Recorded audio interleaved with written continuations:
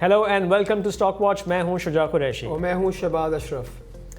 आज हम pharmaceutical sector पे नज़र डालेंगे। इसके अलावा अगले हफ्ते पीएसओ के रिजल्ट्स हैं, पीपीएल के रिजल्ट्स हैं, उसका भी हम जायज़ा लेंगे। पहले अगर मार्केट पे हम एक नज़र डालें तो इस हफ्ते जब आगाज़ हुआ तो पहले ही दिन तकरीबन 2000 पॉइंट से ज़्यादा मार्केट ऊपर गई। उसका रीज़न ये था कि वीकेंड पे खबर आई कि पाकिस्तान अफगानिस्तान के दरमियान सीज़ फायर हो गया, तो that was a positive development और हमने मार्केट को तकरीबन 2400 पॉइंट प्लस देखा। नेक्स्ट डे भी वो पॉजिटिव ट्रेंड कंटिन्यू किया और इंडेक्स 1,67,000 से ऊपर ट्रेड हुआ ना। 1,67,500 एक इम्पॉर्टेंट लेवल था, वहाँ पे एक स्ट्रॉन्ग रेजिस्टेंस नजर आई और उसके बाद में देखा कि मार्केट में थोड़ा सा प्रॉफिट टेकिंग शुरू हो गई। And in the end who took the week, bulls और bears? Let's find out.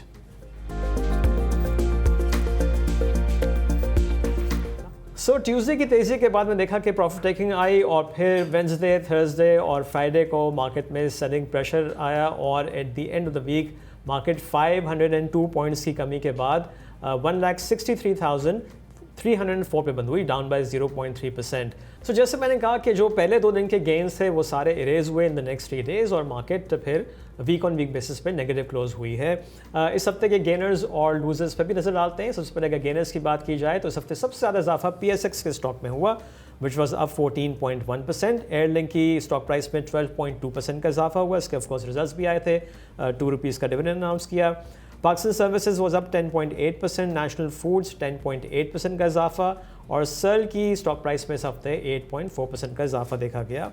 Losers की बात करें तो इस हफ्ते सबसे ज़्यादा कमी के इलेक्ट्रिक की स्टॉक में हुई जो 23.8% नीचे रहा।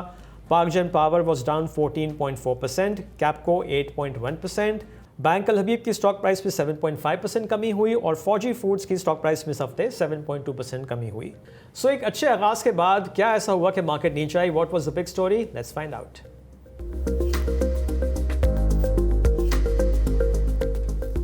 सो बिग स्टोरीज़ में सारी पॉजिटिव खबरें थी, लेकिन उसके बावजूद मार्केट में हमने मंदी ही देखी। जैसे मैंने बताया, पाकिस्तान अफगानिस्तान का seize fire was a big positive खबर और जब भी हमने देखा कि मंडे को जब मार्केट खुली तो it was up more than 2000 points. फिर करंट अकाउंट के नंबर्स आए नेक्स्ट डे और वहाँ पे हमको सरप्लस नजर आया $110 मिलियन का, वो भी पॉजिटिव डेवलपमेंट थी। और फ्राइडे को जो लास्ट सेशन था उस दिन भी ये खबर आई कि Qatar is interested in investing $3 billion in Pakistan different sectors में। उन्होंने उसमें रेकोडेक की बात भी की है और डिफरेंट एयरपोर्ट्स की भी बात की है। बट इन तमाम पॉजिटिव खबरों का एज सच हमको मार्केट पे कोई इम्पैक्ट नज़र नहीं आया और market week on week basis पे थोड़ी नीचे ही बंद हुई है। करंट अकाउंट के नंबर्स चेक कर लेते हैं। सितंबर में $110 मिलियन का सरप्लस नज़र आया और इस तरह से अगर हम फर्स्ट क्वार्टर की बात करें तो फर्स्ट क्वार्टर में करंट अकाउंट डेफिसिट $594 मिलियन का है। सो शहबाज, हम देख रहे थे कि एक्सपेक्टेशन ये थी कि एक डेफिसिट आएगा सितंबर में, लेकिन सरप्लस आया है। अगेन देयर इज़ एक कंट्रोवर्सी है कि PBS और स्टेट बैंक के नंबर्स में डिफरेंस है। देखिए, इनिशियली जो एक्सपेक्टेशंस हमारी भी ये थी कि डेफिनेट डेफिसिट आएगा। उसका देखिए मेजर रीज़न ये था कि जो आपका ट्रेड डेफिसिट था वो for the month of September about $3.4 billion आया था, राइट। मगर जब करंट अकाउंट के नंबर्स आए तो हमने देखा सरप्लस और सरप्राइज एक नंबर था। उसमें देखिए मेजर डिफरेंस अगर आप देखें ना, ट्रेड डेफिसिट जो PBS के नंबर्स का 3.4 बिलियन था, वेरएस अगर आप स्टेट बैंक के नंबर्स देखें वो $2.4 बिलियन था। तो ये फ़र्क जो था हमें देखा कि बिटवीन द नंबर्स वो $1 अरब का डिफरेंस था। अब देखिए होता क्या है कि जो PBS के नंबर्स होते हैं वो यूजुअली क्या दिखा रहे होते हैं कि जो मूवमेंट ऑफ गुड्स होती है in and out of the economy वो नज़र आ रहा होता है, वेरएस जो स्टेट बैंक के जो नंबर्स हैं वो एक्चुअल कैश बेसिस पे होता है। अब देखिए इंपॉर्टेंट ये है कि ऑफ कोर्स गोइंग फॉरवर्ड जो हमने ये ट्रेड डेफिसिट देखा है जो बढ़ रहा है because of different things, different reasons, वो आगे जाके इसका इम्पैक्ट ज़रूर आएगा। तो येस, देखें हमने लास्ट ईयर देखा कि एक सरप्लस का नंबर आया है, तो हम ये साल सरप्लस तो एक्सपेक्ट नहीं कर सकते, राइट। मगर ओवरऑल देखें कि जो अभी आपका ट्रेड सरप्लस या ट्रेड का नंबर काफ़ी नीचे आया है, आगे जाके बिकॉज ऑफ डिफर्ड पेमेंट्स या टाइमिंग डिफरेंसेस ऑफ पेमेंट्स वो नंबर आगे जाके रिफ्लेक्ट होगा। मगर जो एक बड़ा कंसर्न था कि यार $600-700 मिलियन का आपका डेफिसिट आ रहा है वो नहीं आया है। बट एक चीज़ कंसर्निंग अभी भी है कि आपके जो ट्रेड इंपोर्ट्स हैं वो आपकी काफ़ी तेज़ी से बढ़ रहे हैं और आपके जो एक्सपोर्ट्स हैं वो आपके डिक्लाइन है। सो ऑफ कोर्स गोइंग फॉर हमें देखना पड़ेगा कि नंबर्स किस तरह रिफ्लेक्ट होते हैं। तो फिलहाल हम ये अज्यूम कर सकते हैं जो आपका स्टेट बैंक का जो टारगेट है अबाउट $4 बिलियन का डेफिसिट का, वो उसके आसपास ही रहेगा फुल ईयर का आपका current account deficit. IT exports के भी नंबर्स इस हफ्ते आए हैं। अगर इस पर नज़र डाली जाए तो सितंबर 2025 में IT एक्सपोर्ट्स पर at $360 million, $366 million, 9% का इजाफा है मंथ ऑन मंथ बेसिस पे। और सर अगर हम फर्स्ट क्वार्टर की IT एक्सपोर्ट्स देखें तो $1 बिलियन क्रॉस कर गई हैं, which is up 21% year on year. तो ये एक अच्छा इंक्रीज हमको नज़र आ रहा है IT एक्सपोर्ट्स में। देखिए IT एक्सपोर्ट ही है वो, तो इवन हमने लास्ट ईयर देखा और फिर भी हाई बेस इफेक्ट भी है, फिर भी ग्रोथ आ रही है। तो this is the only I think exports services side पे हम देख रहे हैं कि जो एक टेंजिबल लग रही है, और हमें लग रहा है कि ये एक रिकरिंग बेसिस पे इस साल भी पूरे साल की जो एक्सपोर्ट होगी वो तकरीबन $3.5 से $4 अरब क्लोज हो सकती है। अच्छा, अब कुछ रिजल्ट्स पर डाल लेते हैं। इस हफ्ते फौजी फर्टिलाइजर कंपनी के रिजल्ट्स भी अनाउंस पे। अगर हम थर्ड क्वार्टर की अनकंसोलिडेटेड अर्निंग्स पर शेयर देखें तो वो ₹13.48 रही, which is down 24% quarter on quarter. और इस तरह से जो 9 मंथ्स के अर्निंग्स बन जाती हैं अगेन अनकंसोलिडेटेड बेसिस पे, वो ₹40.50 हैं, which is up 14% year on year. Now third quarter के साथ ₹9.5 का डिविडेंड अनाउंस किया, और इस तरह से पूरे साल नहीं, 9 मंथ्स तक का जो डिविडेंड है वो ₹28.50 बन जाता है। अगर हम थर्ड क्वार्टर की कुछ हाईलाइट्स पर नज़र डालें तो फौजी फर्टिलाइजर की नेट सेल्स में हमने देखा कि 39% का इजाफा नज़र आया, ₹127 बिलियन रहीं थर्ड क्वार्टर में। Other income was down by 69% quarter on quarter basis पे, ₹6.2 बिलियन की रहीं, और इनके gross margins were down 3 percentage points 31% के। तो earnings I think slightly below market expectation, और इवन डिविडेंड भी जो ₹12 एक्सपेक्ट कर रहे थे ₹9.5 आया। देखिए yes, earnings was below expectations. हम एक्सपेक्ट कर रहे थे, हमने आई थिंक डिस्कस भी लास्ट वीक करा था कि अबाउट ₹17 की अर्निंग्स आएंगी। देखिए जहाँ तक सेल्स हैं, हमने देखा सेल्स वैसे वो यूरिया की सेल्स हो या वॉल्यूमेट्रिक की हम बात करें या डैप की सेल्स हो, they were significantly up on a quarter on quarter basis, right. पर जो मार्जिन हम एक्सपेक्ट कर रहे थे, I think different analyst community भी एक्सपेक्ट कर रही, तकरीबन वो 34-35% के थे, पर हमने देखा जो मार्जिन 31% के आए हैं, जिसकी वजह से मेजर डैम्पनिंग ऑफ इसकी अर्निंग्स में आया। अगर ये नई चीज़ आती तो आई थिंक अर्निंग्स हम देख सकते थे कि दोबारा अर्निंग जो लास्ट क्वार्टर आई थी ₹17 की, वो सिक्वेंशली फ्लैट होती। बट येस, डिसअपॉइंटिंग ये था कि मार्जिन्स काफ़ी कम है। और जहाँ तक अदर इनकम है, अदर इनकम भी सिक्वेंशली काफ़ी नीचे आई, वो हम एक्सपेक्ट ही कर रहे थे, बिकॉज लास्ट क्वार्टर हमने पहले भी जिक्र करा था कि इसकी डिविडेंड इनकम आई थी from its PMP business and energy business, right. तो ये क्वार्टर सिर्फ इसकी कैश बैलेंसेस से जो अदर इनकम आ रही थी, और दूसरी चीज़ थी अस्करी बैंक का डिविडेंड था। तो इसकी वजह से हमने देखा कि अर्निंग्स थोड़ी सी डिक्लाइन आई है। और आई थिंक यूरिया की सेल्स तो ऑफकोर्स वॉल्यूमेट्रिक वाइज तो काफ़ी ऊपर थी, but because of more competition, intense competition, even FFC ने कुछ डिस्काउंट दिया टू इट्स कस्टमर्स, और आई थिंक जो आपका जो मार्जिन, जो डीलर मार्जिन है, वो भी काफ़ी बढ़ गया है, जिसकी वजह से हमने अर्निंग डिक्लाइन देखा। बट आई थिंक मैं कुछ एनालिसिस कर रहा था कि हमने लास्ट टाइम में जिक्र भी करा था कि अगर हम ग्रोथ देखें, जो लास्ट क्वार्टर, अभी एक क्वार्टर रह गया, अक्टूबर चल रहा है, ऑलमोस्ट ख़त्म भी होने वाला है, और तो मुझे लग रहा है कि लास्ट क्वार्टर ये तकरीबन जो इसने ₹13-14 की अर्निंग करी है, वो तकरीबन ₹19 से ₹20 अर्निंग कर सकता है, राइट। सो अगर आप पूरा देखें, अभी तकरीबन ₹40 की अर्निंग है, और लास्ट क्वार्टर अगर ये ₹19 की अर्निंग करता है, ₹20 की अर्निंग है, तो ₹60 की अर्निंग हो जाएगी।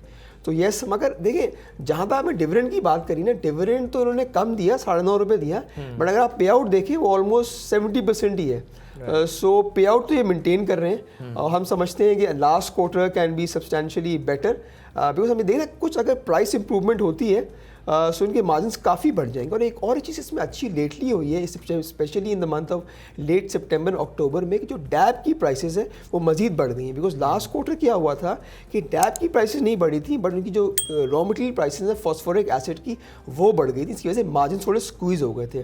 तो अगर यूरिया के मार्जिन ऑलमोस्ट डिसेंट हैं और डैप के मार्जिन बढ़ते हैं और वॉल्यूम थोड़े से अपटेक होती है लास्ट क्वार्टर में, तो लास्ट क्वार्टर की जो अर्निंग्स है वो बहुत अच्छी हो सकती है। एक और एलिमेंट जो आई थिंक रिजल्ट्स के बाद आई थिंक हम डिस्कस कर सकते हैं वो रिगार्डिंग FFC की शरिया कंप्लायंसी है, राइट। हमने ये देखा है कि based on June ending results हमने कुछ रेशोज़ रन करे थे, तो उसमें आई थिंक ऑल रेशोज़ में कंपनी कंप्लाइंट आ रही थी, एक्सेप्ट एक रेशो जो एक क्वार्टर पहले जो आई थिंक इसका जो कंप्लाइंट ये होता है कि शुड बी लेस देन 5%। तो जो आपका मार्च एंडिंग क्वार्टर था, for example non compliant income as a percentage of total income, वो तकरीबन 8% आई थी मार्च एंडिंग क्वार्टर में, और जून एंडिंग क्वार्टर में वो तकरीबन 5.2 5.3% थी। सो अब ये जब डिटेल अकाउंट्स आएंगे तो वहाँ हमें पता चलेगा कि इसका रेशो कहाँ है। सो मोस्ट लाइकली ये लग रहा है कि, और कंपनी ने मेंशन भी करा है कि they are doing some tangible progress, और इसमें उनकी शॉर्ट टर्म इन्वेस्टमेंट्स हैं जो पहले नॉन शरिया थी या कन्वेंशनल थी, उसको उन्हें शरिया बेस कर दिया है। सो वेरी, अब अनाउंसमेंट का हमें वेट करना पड़ेगा, अकाउंट्स का वेट करना पड़ेगा, बट कुछ फंड्स हमें पता है कि उन्हें बाइंग भी शुरू कर दी है बिकॉज उन्होंने अपने एडवाइजर से अप्रूवल ले लिया है। पर इसकी रीक्लासिफिकेशन कब होती है, that would be important event for FFC. Okay, moving on to bank Alfalah. Bank Alfalah के भी रिजल्ट्स इस हफ्ते अनाउंस हुए। थर्ड क्वार्टर की अर्निंग्स पर शेयर देखें कंसोलिडेटेड बेसिस पे तो वो ₹4.01 रही, which is down 21% quarter on quarter, और इन्होंने ₹2.5 का डिविडेंड भी अनाउंस किया। और इस तरह से 9 मंथ्स की जो अर्निंग्स बन जाती हैं वो ₹13.61 की बनती हैं बैंक अल्फला की, विच is down 39.2% year on year. और अब 9 मंथ्स तक का डिविडेंड जो है वो ₹7.5 हो गया है। अगर हम इसकी थर्ड क्वार्टर की हाइलाइट्स चेक करें तो थर्ड क्वार्टर में नेट इंटरेस्ट इनकम वो तकरीबन फ्लैट ही थी 34 बिलियन रुपीज़ पे। Admin expenses were up 45% year on year, और ये 30.5 बिलियन तक पहुंच गए हैं। और non markup income was down 23% quarter quarter to 11.5 billion rupees. So I think Shahbaz, ये जो एडमिन एक्सपेंसेस हैं 30.5 बिलियन और net interest income in third quarter 34 billion, अगर इन दोनों को देखें नंबर्स तो ये बहुत ज़्यादा देखिए, अगर आप देखें नेट इंटरेस्ट इनकम वो फ्लैट है, right, despite of interest rates down. उसमें क्या हो रहा है, कंपनी ने बैलेंस शीट ग्रोथ करी है, और प्लस उसके करंट अकाउंट्स जो पहले 40% थे वो 43% हो गए, और सेविंग अकाउंट कम हो गया। तो yes, on a top line level company is doing okay, right, but when you come to non funded income, हमने देखा है लास्ट क्वार्टर कंपनी ने एक हैवी कैपिटल गेन बुक करा था। तो हम एक्सपेक्ट भी कर रहे थे कि इस क्वार्टर शायद ये बुक नहीं करेगी, बट स्पेशली जहां आप देखें, अगर आप कॉस्ट टू इनकम देखें इसका is about 69%, right. Last quarter यही चीज़ 60% की थी, और कुछ क्वार्टर पहले जब आपकी इनकम ज़्यादा थी तो ये ऑन द लोअर साइड थी। अगर आप इसको बाकी बैंक से कंपेयर करें तो ये काफ़ी ज़्यादा है। आई थिंक बैंक अलबी भी आई थिंक सेकंड आता है जिसकी कॉस्ट टू इनकम 63% है। सो येस, इसका जो एडमिन कॉस्ट है ये हमें लग रहा है कि this is very sticky, because देखिए इसमें दो एंगल्स हैं, एक तो मार्केटिंग एक्सपेंस है और एक आपके कॉम्पनसेशन एक्सपेंसेस है। कॉम्पनसेशन एक्सपेंसेस तो येस वो तो बढ़ रहे हैं, बट जो मार्केटिंग एक्सपेंसेस हैं because just to gain some market share और रेमिटेंसेज, तो आपको पता है कि रेमिटेंसेज में जो पहले इनिशियली गवर्नमेंट इनको एक अमाउंट देती थी वो काफ़ी सब्सटेंशियली लो कर दिया, तो इसकी वजह से कंपटीशन बहुत बढ़ गया है। तो ऐसा लग रहा है कि they are spending more and earning less, right, जिसकी वजह से जो उसकी फ़ी इनकम भी अगर आप देखें वो भी थोड़ी सी फ्लैट है, बट इसमें रूम बहुत है बढ़ने का। बट इस तरह भी समझें कि इसकी अर्निंग तो तकरीबन आसपास ₹4 की आई है, एक्सपेक्टेशन ज़्यादा की थी, बट गोइंग फॉरवर्ड जब तक banks and specially bank Alfalah balance sheet growth नहीं करेगा तो उसकी जो हम ये अर्निंग्स देख रहे हैं ना ये काफ़ी स्टिकी रह सकती है because of specially the admin expense. So because हमने देखा है लेटली स्पेशली अगर यूबीएल की बात करें, एमसीबी की बात करें, उसकी काफ़ी एक ड्रामेटिक बैलेंस शीट ग्रोथ हुई। When it comes to bank Alfalah उसकी बड़ी सबड्यूड है ग्रोथ, और इन्होंने लेटली ये भी करा है बिकॉज दे थिंक कि शायद यहाँ से इंटरेस्ट रेट बढ़ सकते हैं, शायद इन्होंने अपनी बोरोइंग सब्सटेंशियली नीचे कर दी है, जिसकी वजह से सिक्वेंशली तो आपकी इन्वेस्टमेंट्स नीचे हैं but year on year flattish है। So going forward I think bank Alfalah की अर्निंग्स विल डिपेंड कि वो किस तरह बैलेंस शीट को ग्रो करता है और किस तेज़ी से करंट अकाउंट्स को वो ग्रो करता है। बट आई थिंक एक और, अगर आप ये तो हमें से कुछ नेगेटिव्स हमने बातें कर दी हैं, बट बहुत सारे बैंक्स हैं जो प्राइस टू बुक पे they are trading at 3 times 2 times and above 1.5 times, but when comes to bank Alfalah इसका पूरे साल का डिविडेंड ₹10 का हो सकता है, जो हमें देखा है कि ₹7.5 दे दिया है, लास्ट ईयर ₹6 का था। तो अगर हम ₹10 अज्यूम करें इवन नेक्स्ट ईयर जो बहुत पॉसिबिलिटी है, तो तकरीबन 9-10% की यील्ड तो वैसे ही बन रही है, राइट। और इसकी बुक वैल्यू देखें लेटेस्ट ₹122 की है, और स्टॉक चल रहा है 109 110 का ₹106 का चल रहा है। So I think yes, result was disappointing, but overall जो उसकी वैल्यूएशन हमें लगती है बैंक की, इट्स क्वाइट डिसेंट। अब जो रिजल्ट्स आए हैं उसमें बिग बैंक्स के रिजल्ट्स फिर भी बेहतर हैं, मिड कैप्स में थोड़ी सी डिसअपॉइंटमेंट। देखिए, अगर आप इस तरह बाइफिकेट करते हैं, अगर आप यूबीएल का रिजल्ट देखें और एमसीबी का रिजल्ट देखें, which was very decent and above expectations. जहां आप यूबीएल की बात करें वो भी इन लाइन था, सिर्फ प्रोविजनिंग थोड़ी ज़्यादा थी, बट कंपनी ने क्या करा, बैंक ने, कि डिविडेंड ₹4.5 का जो ट्रेंड था वो ₹5 दे दिया, तो वहाँ तक तो चीज़ें अच्छी थी। वैराज अगर आप मिड कैप की बात करें, स्पेशली बैंक अलबीब एंड बैंक जो हमें डिस्कस करा, बैंक अलफला या इवन HMB चले रिसेंट रिजल्ट था, या बैंक इस्लामी की बात करें, स्पेशली मीज़ान बैंक का रिजल्ट मैं यहाँ डिस्कस करना चाहूँगा, काफ़ी डिसेंट था। वो इसकी जो बाकी net interest income, non fund income काफ़ी बेहतर थी, सिर्फ इसकी जो ऑपरेटिंग एक्सपेंसेस वो काफ़ी ज़्यादा हो गई, इसी वजह से earnings was flattish Q1Q। But overall आप देखें ना कि हमने पहले तेज़ी क्यों देखी बैंक्स में, हमें पता था कि रिजल्ट्स सीक्वेंशली नीचे आएंगे बिकॉज इंटरेस्ट रेट नीचे आ रहा था, but the decline was muted because of exponential balance sheet growth. तो आई थिंक रिजल्ट से ज़्यादा हमने ये देखा है कि जो स्पेशली बैलेंस शीट्स आई हैं बैंक्स की, वो क्वाइट म्यूटेड है। हमने देखा है डिपॉजिट्स भी डिक्लाइन हुए हैं, बोरिंग्स भी डिक्लाइन हुई हैं। सो इसकी वजह से हम ये देख सकते हैं कि जो ये क्वार्टर आ रहा है बैंक्स का, ये एक एक सस्टेनेबल क्वार्टर हो सकता है for the next few quarters until we don't see a quite significant balance sheet growth. Fourth quarter की लास्ट मैं फोर्थ क्वार्टर की बात कर रहा हूँ, बिकॉज हमने देखा है फर्स्ट क्वार्टर, सेकंड क्वार्टर या इवन उससे पहले क्वार्टर में जो डिपॉजिट ग्रोथ थी वो 15%, 20%, 25%, इवन UBL की तो 80% हो रही थी, राइट? बट अब वो ग्रोथ थोड़ी म्यूटेड हो गई है। So going forward I think banks की जो ट्रिगर होगा कि बैंक्स अपने आप को किस तरह ग्रो करते हैं गोइंग फॉरवर्ड। अगर आपको ये वीडियो पसंद आ रही है तो अभी सब्सक्राइब करें। और अब हम चलते हैं अपने गेस्ट की तरफ। आज हमको हमदान अहमद ज्वाइन कर रहे हैं जो रिसर्च एनालिस्ट हैं at Optimus capital management. Hamdan, welcome to the show. Thank you for having me. अच्छा हमदान, आपसे हम सबसे पहले फार्मास्यूटिकल सेक्टर की बात कर लेते हैं, फिर ऑयल एंड गैस की बात करेंगे। हम देख रहे हैं कि रिजल्ट्स भी आने शुरू हो गए हैं और फ्राइडे को 3 बड़ी कंपनीज़ के रिजल्ट्स आए, ग्लैक्सो, AGP एंड सर्ल। उसमें हमने देखा कि ग्लैक्सो की ऑफ कोर्स रिजल्ट्स इतने अच्छे नहीं थे, और स्पेशली अगर कंपेयर करें जो AGP ने और सर्ल ने ग्रोथ दिखाई है सेल्स में और मार्जिन्स में, तो वो that was lacking in Glaxo. तो थोड़ा सा हमको बताएं कि what really happened in Glaxo, because quarter भी अर्निंग्स फ्लैट ही हैं, थोड़ी सी मिलकर कमी नज़र आई थी। ओके, सो ग्लैक्सो का मेन मसला था विद देयर वॉल्यूम्स ना। तो since the start of the year उनका जो एंटीबायोटिक का सेगमेंट था, जिसके अंदर मेजर मेडिसिन जो होती हैं, ऑगमेंटन होती है, तो वो जो ना बड़ी स्ट्रगल कर रही थी इन देयर सेल्स। और उनका जो डर्मेटोलॉजी का पोर्टफोलियो है, जिसके अंदर वेट्स पोर्टफोलियो उसको बोला जाता है अक्सर, उसके अंदर भी जो है स्ट्रगल कर रहे थे। और अगर उसको आप सितंबर के मंथ में देखा जाए तो वो अराउंड 6% में ईयर ऑन ईयर जो है डिप कर रहे थे वॉल्यूम्स। अब अगर मैं उसको और थोड़ा कॉन्टेक्स्ट दूँ तो सितंबर का जो थर्ड क्वार्टर था, उसके जो फर्स्ट 2 मंथ्स थे, उसके अंदर ग्लैक्सो के वॉल्यूम्स जो ना वर हिट द हार्डेस्ट, तकरीबन अराउंड -12% डाउन थे ईयर ऑन ईयर। तो मोस्ट लाइकली ऐसा हो सकता है कि जो सितंबर का महीना था उसके अंदर वॉल्यूमेट्रिक डिक्लाइन और आया हो, जिसकी वजह से उनके ईयर ऑन ईयर रिजल्ट्स भी डिप करें एंड इवन उनका जो ना कॉन्ट्रैक्शन आई है in their quarter on quarter results. Quarter on quarter में एक और रीज़न ये हो सकता है कि शायद जो ग्लैक्सो है उन्होंने जो है ना डिस्काउंट्स दिए हों डीलर्स और इंस्टीट्यूशनल वेंडर्स को, जिसकी वजह से जो है ना और सेल्स जो है डिप हुई हों।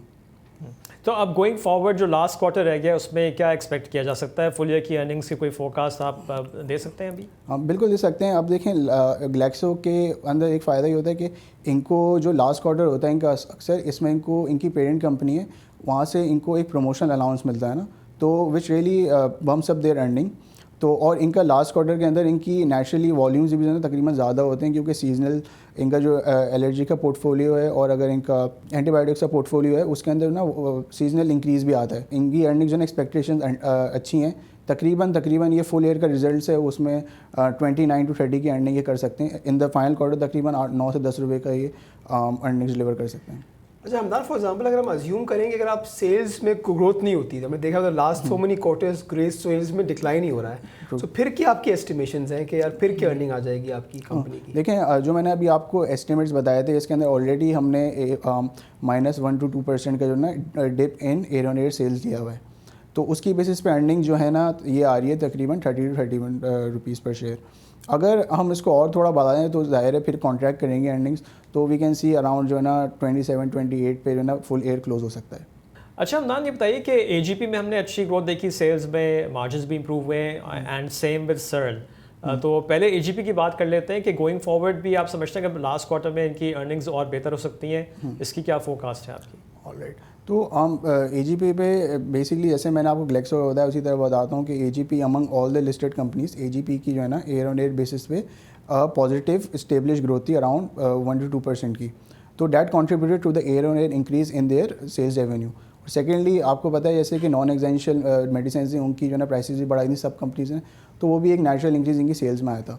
ऑन क्वार्टर बेसिस इनकी सेल्स इसलिए इंप्रूव हुई क्योंकि इनका जो एलर्जी का पोर्टफोलियो और एंटीबायोटिक्स का पोर्टफोलियो है जिसके अंदर मेनली रेजेक्स एंड एजोमिक्स आती है, वो भी सीजनल इंक्रीज जो है ना इनकी सेल्स के अंदर लेकर आई थी। अपार्ट फ्रॉम डैट ग्लोबली ऐसा हो रहा है कि जो API प्राइसेस हैं, जो रॉ मटेरियल्स हैं, उनकी प्राइसेस भी डिक्लाइन कर रही है। अब इसका रीज़न ये है कि ना ये चाइना के अंदर कैपेसिटी ज़्यादा है, ओवरऑल डिमांड कम हो रही है चीज़ों की, तो उसकी वजह से की APIs हैं जैसे पैरासीटामोल हो गया, एमॉक्सिलिन हो गया, तो इन सब की प्राइसेस भी ना डिप कर रही हैं, जिसकी वजह से ये हर फार्मा कंपनीज को एक बेनिफिट मिल रहा है, जिसकी वजह से अपने ग्रॉस मार्जिन बढ़ा पा रहे हैं। तो AGP के साथ भी यही था, जिसकी वजह से इनकी अर्निंग में इंक्रीज इजाफा नज़र आया। हम सेल पे का जो मेन एक रीज़न, और सेल्स पे जाने से पहले अगर आप AGP की फुल ईयर की बता दें, अर्निंग्स क्या एक्सपेक्ट कर रहे हैं? ऑलराइट, हम जो AGP की फुल ईयर की अर्निंग्स हैं, इसका भी जो होता है सीजनल इंक्रीज होता है towards the end of the year, तो इसकी अर्निंग अराउंड जो है ना ₹4 हम एक्सपेक्ट कर रहे हैं इन द लास्ट क्वार्टर। तो इसकी जो अर्निंग है वो तकरीबन जो है ना 13 to 14 के बीच में क्लोज करेगा एट फुल ईयर। ओके, तो अब सेल पे आए, सेल में हमने काफ़ी अच्छी ग्रोथ देखी है।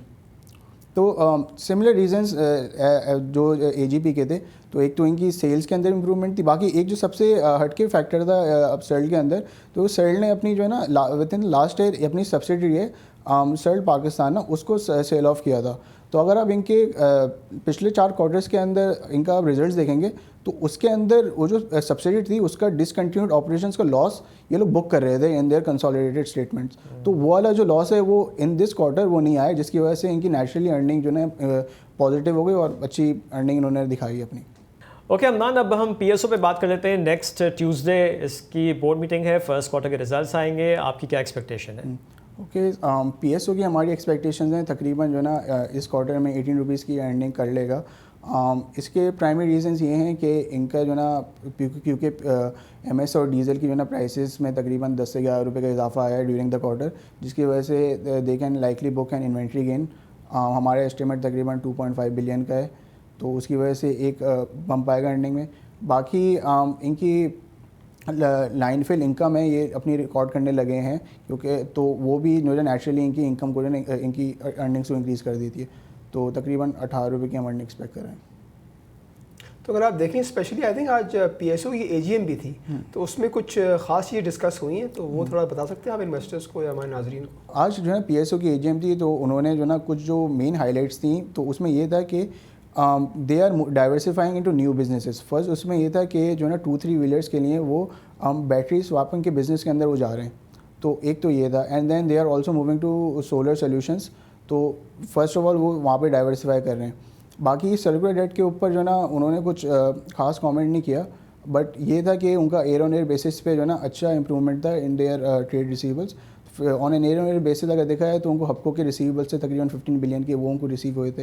एंड देन उनको जो SNGPL ट्रेड रेट थे वो भी तकरीबन 20 to 25 बिलियन रिड्यूस हुए थे। तो मूविंग फॉरवर्ड ऐसा है कि क्योंकि ओगरा ने अलाउ कर दिया है कि जो डाइवर्शन के वॉल्यूम्स होते हैं उसको अब सुई की जो रेवेन्यू रिक्वायरमेंट उस पर इंक्लूड करें, तो मूविंग फॉरवर्ड इनके जो है ना गैस के ट्रेड रेट्स हैं वो तो जो है ना इतने नहीं बढ़ेंगे, एंड इसमें हम इम्प्रूवमेंट देख सकते हैं। और लेट्स डिस्कस, अगर PPL पे भी आप बात कर सकें, तो PPL की भी बोर्ड मीटिंग है नेक्स्ट वीक, उसमें क्या एक्सपेक्टेशन है? PPL का आई एम एक्सपेक्टिंग कि तकरीबन ₹7.4 की जो ना अर्निंग वो पोस्ट कर सकता है। तो बेसिकली इनकी क्वार्टर जो है ना production has been increase slightly, और ऑयल प्राइस भी थोड़ी ऊपर दी, तो जो है ना वो थोड़ा बेनिफिशियल होगा। बाकी ड्राइवल्स भी इनके एज सच कोई थे नहीं इस क्वार्टर में, तो तब भी इनका एक पॉजिटिव फैक्टर होगा। अगर आप वॉल्यूम्स की बात करें, गैस या ऑयल वॉल्यूम्स की बात करें, या इसका आउटलुक की बात करें, तो आपका क्या आउटलुक है ऑन PPL? PPL का जो आप देखा जाए, जैसे दूसरी कंपनीज़ हैं ENP स्पेस के अंदर, इसके अंदर OGDCL मारी है, तो उन्होंने अपना डिस्पाइट के जो है ना सारी कंपनीज़ के वॉल्यूम्स डिक्रीज़ हुए थे in the last year due to RLNG curtailment के इशूज़, लेकिन उन लोगों ने अपने जो ना पोर्टफोलियोज़ बड़े स्ट्रॉन्ग किए हैं। जैसे अगर मारी की बात करी जाए, तो मारी ने अपने वजिस्तान के अंदर काफ़ी डिस्कवरीज करी, उन्होंने अपने तकरीबन रफली अराउंड 1 बिलियन क्यूबिक फीट के आसपास उन्होंने ऐड किया अपने रिजर्व्स के अंदर। Same goes for OGDCL। On the other hand PPL के इतने ज़्यादा रिजर्व्स के एडिशंस थे नहीं, तो उसकी वजह से उनकी आगे देखा जाए if they don't add more reserves, तो उनकी जो है ना production on a natural decline देखी जाएगी। बट जो एक अच्छी बात ये थी कि जो अभी रिसेंटली जून के जो रिजल्ट्स आए थे कंपनी के, तो उनकी एनुअल रिपोर्ट्स के अंदर मेंशन था कि they have found a good discovery at the ADNOC block 5, जिसके अंदर से दे कैन एक्सपेक्ट रफली around 20 to 25,000 barrels per day by FY 28 और 29। हाँ, वो थोड़ा सा लॉन्ग टर्म है। और आपने चूँकि मारी की बात की है तो अच्छा हमदान, बहुत से जो डिफरेंट एनालिस्ट हैं उसको मारी को बड़ा डिफरेंटली देखते हैं। कुछ लोग समझते हैं कि मारी जो है इज़ फेयरली प्राइस्ड, कुछ लोग समझते हैं कि अभी भी इसमें बहुत रूम है। आपकी क्या फोरकास्ट है इसमें? मारी की जो है ना, अभी तो करंटली अगर देखा जाए तो it's trading at a forward P of रफली अराउंड 14 to 15। लेकिन उसके अंदर जो फ्यूचर डेवलपमेंट्स हैं जो कंपनी अपने खुद एनालिस्ट ब्रीफिंग में बता रही होती है, तो that can add a lot of value on that. अब इसके अंदर मैं अगर बात करूँ, कुछ दिनों पहले ही न्यूज़ चल रही थी कि they have one of their field, जिसका जो है ना नाम है मारी गजीज ना, उसमें करंट जो वॉल्यूम्स हैं वो 25 MMCFD प्रोड्यूस होते हैं। उनके पास कैपेसिटी तकरीबन जो है ना 60 MMCFD की, and they can easily increase it to around 200 MMCFD। उसकी बात ये चल रही थी कि वो जो additional volume they can allocate to fertiliser sector. अगर वो एलोकेशन हो जाती है तो वहाँ से आराम से 10 से 11 रुपीज़ के है ना अर्निंग इम्पैक्ट आ सकता है। इसका एक और बात ये थी कि जैसे मैंने आपको वजीस्तान के बारे में बताया था, तो वजीस्तान जो ब्लॉक है उसके अंदर भी Mari expecting to increase their production to around 300 MMCFD in the next 1 or 2 years। उससे भी एटलीस्ट तकरीबन 15 से 20 रुपये का अर्निंग इम्पैक्ट आराम से आ सकता है। तो बेस्ड ऑन दीज फैक्टर्स, तो अगर इसकी वॉल्यूम इसकी अगर अर्निंग ग्रोथ आती है तो देन इसके अंदर रीरेटिंग पोटेंशियल बिल्कुल बनता है। ठीक है, okay Hamdan, thank you very much. और अब नजर आते हैं अगले हफ्ते के इवेंट्स पे। अगले हफ्ते भी काफ़ी रिजल्ट्स हैं और इवन हम देख रहे हैं कि वीकेंड पे भी सैटरडे को भी फिरोज सन्स की और गुल अहमद की मीटिंग है। मंडे मॉर्निंग रिजल्ट्स आएंगे। मंडे को ऑफ कोर्स MPC की मीटिंग है और बट ये जो है एक नॉन इवेंट हम समझते हैं होगा मार्केट के लिए, बिकॉज मोस्टली एक्सपेक्टेड यही है कि जी इंटरेस्ट रेट को चेंज नहीं किया जाएगा, 11% ही रहेगा। इसके अलावा फौजी सीमेंट की मीटिंग है, first quarter results Miller tractors की भी है और चिराग सीमेंट की भी मंडे को मीटिंग है। ट्यूसडे को अटक रिफाइनरी, नेशनल रिफाइनरी के फर्स्ट क्वार्टर के रिजल्ट्स के लिए बोर्ड मीटिंग है। नेशनल बैंक की थर्ड क्वार्टर के रिजल्ट्स अनाउंस किए जाएंगे। इसके अलावा PSO हमने अभी डिस्कस भी किया, इसकी भी बोर्ड मीटिंग है फॉर फर्स्ट क्वार्टर रिजल्ट्स। और कोहाट सीमेंट। वेंसडे को Amreli steel, Engro holdings, PPL की बोर्ड मीटिंग है और DG खान सीमेंट की भी बोर्ड मीटिंग है ऑन वेंसडे। थर्सडे को मारी एनर्जीज़ की बोर्ड मीटिंग है और इसके फर्स्ट क्वार्टर के रिजल्ट्स अनाउंस किए जाएंगे। बैंक ऑफ पंजाब और पाक इलेक्ट्रॉन के थर्ड क्वार्टर रिजल्ट्स। हपको की बोर्ड मीटिंग भी थर्सडे को ही है फॉर फर्स्ट क्वार्टर रिजल्ट्स। इसके अलावा फॉरेक्स रिजल्ट्स का डेटा आएगा और फ्राइडे को एज यूजुअल SBI का डेटा आएगा। अच्छा, इसके अलावा अगले हफ्ते भी कुछ कंपनीज जिन्होंने डिविडेंड अनाउंस किए हुए हैं वो एक्स डिविडेंड ट्रेड होना शुरू हो जाएंगी। मंडे को साजगार इंजीनियरिंग एक्स खुलेगा, 15 रुपीज़ का डिविडेंड है, 150%। बैंक अल हबीब 35% डिविडेंड है या 3.5 रुपये, ये 30 अक्टूबर को एक्स ट्रेड हो जाएगा। नेशनल फूड्स जिसने 360% या 18 रुपये का डिविडेंड अनाउंस किया हुआ है, ये भी 30 अक्टूबर को एक्स डिविडेंड हो जाएगा। MCE बैंक 9 रुपीज़ का डिविडेंड है, 30 अक्टूबर एक्स डेट। हबीब बैंक 5 रुपये का डिविडेंड है, इसकी भी 30 अक्टूबर ही है डेट। एयरलिंक जिसने 2 रुपीज़ का इंटरिम डिविडेंड दिया है, ये 31 अक्टूबर को एक्स होगा। और एलाइड बैंक 4 रुपये का डिविडेंड है या 40%, ये भी 31 अक्टूबर को एक्स डिविडेंड हो जाएगा। और अब हम चलते हैं कैंडल टॉक की तरफ।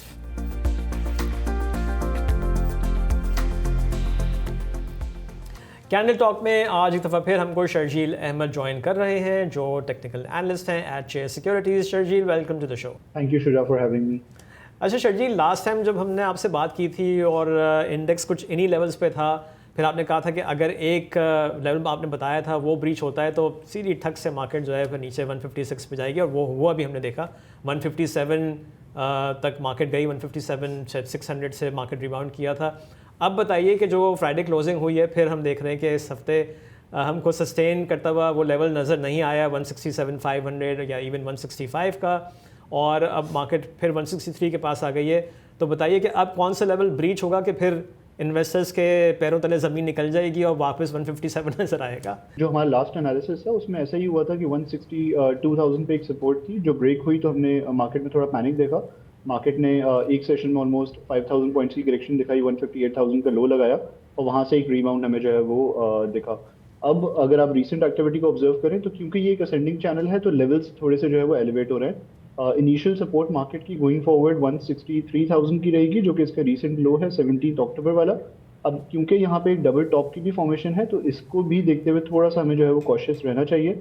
अगर ये सपोर्ट ब्रेक होती है तो वो पोटेंशियली डबल टॉप का भी ब्रेक डाउन हो सकता है, और उस सूरत में हम अगली सपोर्ट को अप्रोच होता हुआ देख सकते हैं, जो कि चैनल का बॉटम है। चैनल का बॉटम जो पहले 155,000 के करीब था, 156,000 के करीब था, अब मार्केट उसको 159,500 के करीब अप्रोच करेगी। तो ये दो सपोर्ट लेवल्स को हमें गोइंग फॉरवर्ड जो है वो नज़रों में रखना चाहिए। हाउएवर इन केस अगर मार्केट यहाँ पे सस्टेन करती है और हमें रिकवरी नज़र आती है, तो उस सूरत में हम ये देखेंगे कि 170,000 के लेवल्स के करीब स्पेस है। मेरे ख्याल से एक रेंज काफ़ी बड़ी है, 7,000 पॉइंट्स की रेंज है, but this is where we see the next resistance level for the market. तो अब ये शॉर्ट टर्म व्यू है।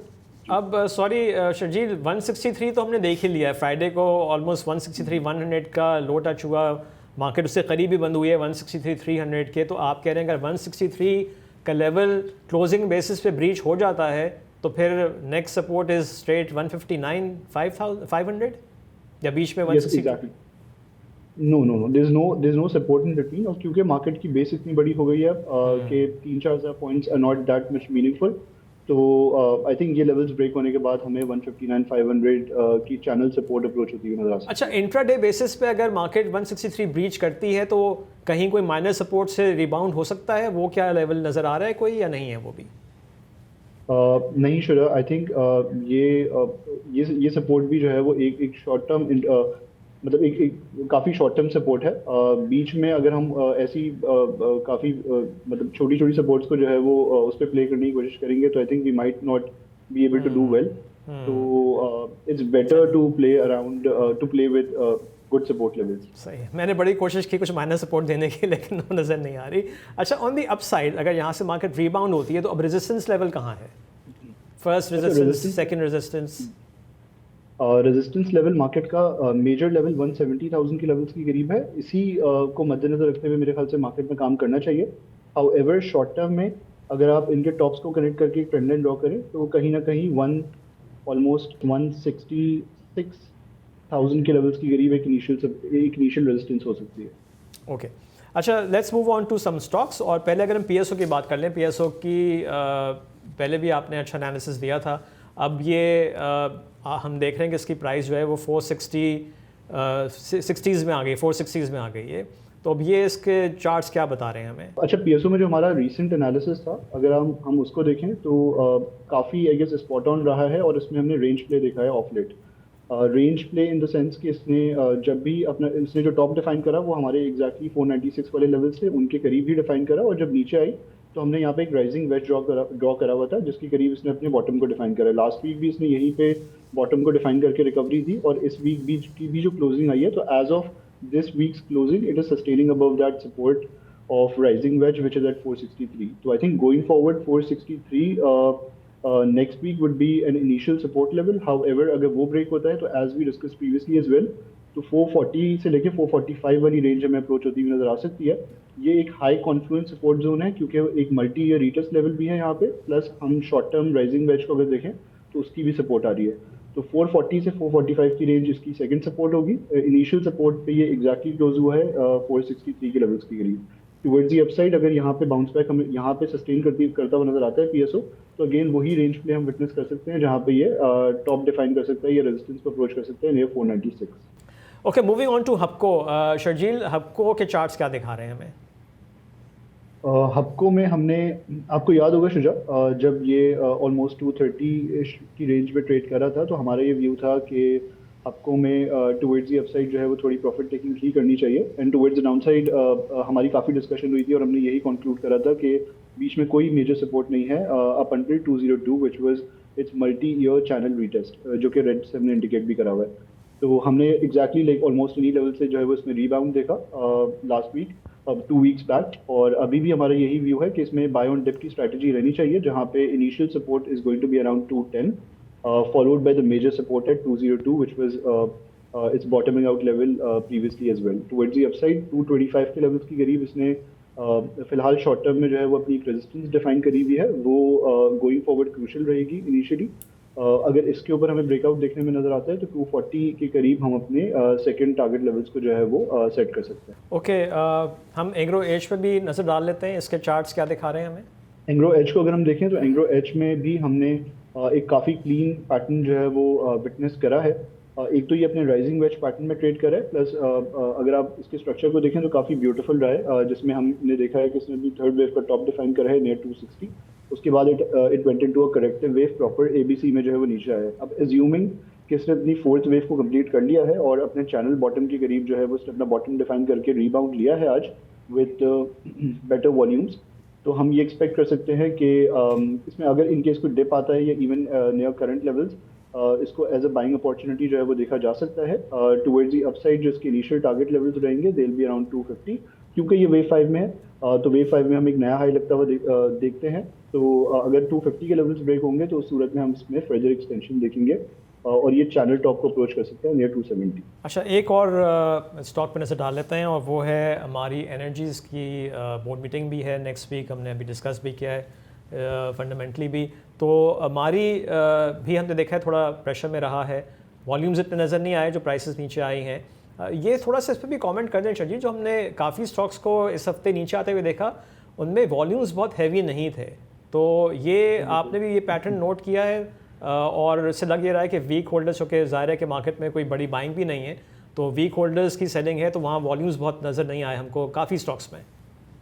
बिल्कुल नहीं, आई थिंक मैं यहाँ पे आप KC 100 के चार्ट की तरफ लेके चलना चाहूँगा। आप मार्केट में देखें तो हमने डिक्लाइनिंग ट्रेंड देखा है, इवन ड्यूरिंग रिकवरी मार्केट में उस तरीके से वॉल्यूम्स पिकअप नहीं हुए, और अभी भी अगर आप लास्ट 3 कैंडल्स को नोटिस करें तो मार्केट नीचे ज़रूर आई है, but we have seen a declining volume trend which is by the way a good sign, और वो इस चीज़ का सिग्नल होता है कि जो ट्रेंड है मार्केट में वो स्ट्रॉन्ग नहीं है, जो कि हम रिसेंटली देख रहे हैं कि मार्केट जो नीचे आई है वो विथ वॉल्यूम्स नहीं आई है, तो that's an encouraging sign for bulls. But ये यूजुअली होता भी ऐसा ही है कि जब भी मार्केट में मंदी होती है या करेक्शन होती है तो उसमें वॉल्यूम्स मार्केट में नज़र नहीं आते, तो सॉर्ट ऑफ मिक्स्ड व्यू मिल रहा है।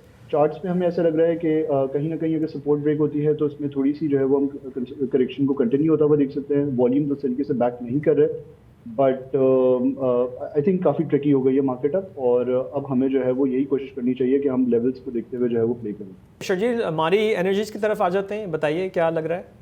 मारी की अगर हम एक्टिविटी को देखें तो मारी में भी हमने रिसेंटली जो है वो इस हफ्ते तो खासतौर पे रेंज बाउंड एक्टिविटी विटनेस करी है। मारी क्लोज्ड अराउंड 738.64। अगर आपको याद हो हमारा प्रीवियस एनालिसिस, तो उसमें हमने ये शेयर करा था कि मारी का एक काफ़ी क्रूशियल ब्रेकआउट हुआ था नियर 718। उसके बाद जो उसके टारगेट्स निकलते थे they were expected to be around 780 के लेवल्स, जो कि इसका ब्लू चैनल है उसका टॉप था। तो इसने ऑलमोस्ट इन लेवल्स को अप्रोच करा, ब्रीच करा, बट नेक्स्ट कैंडल में नीचे क्लोज करा और इवेंचुअली जो है वो फिर आके अपने ब्रेकआउट लेवल को जो कि 718 के करीब है उसको रीटेस्ट करा। तो व्यू अब और स्ट्रैटेजी इसमें ये रहेगी कि इसमें सपोर्ट्स के करीब जो है वो एक्यूमुलेशन करनी चाहिए। 718 is going to be a crucial support, जो कि अगेन इसका रीटेस्ट भी रहेगा। इन लेवल्स की करीब मिलता है तो बाइंग अपॉर्चुनिटीज को जो है वो कंसिडर करना चाहिए। Next major support would be around 675 in worst case scenario. अगर ये लेवल्स ब्रेक होते हैं विद वॉल्यूम्स तो ये लेवल्स नजर आएंगे, but for the time being this can be considered as an initial support. However towards the upside this blue channel top would continue to act as resistance at 785। Okay Sharjeel, thank you very much. Thank you. और अब हम चलते हैं expert stake की तरफ।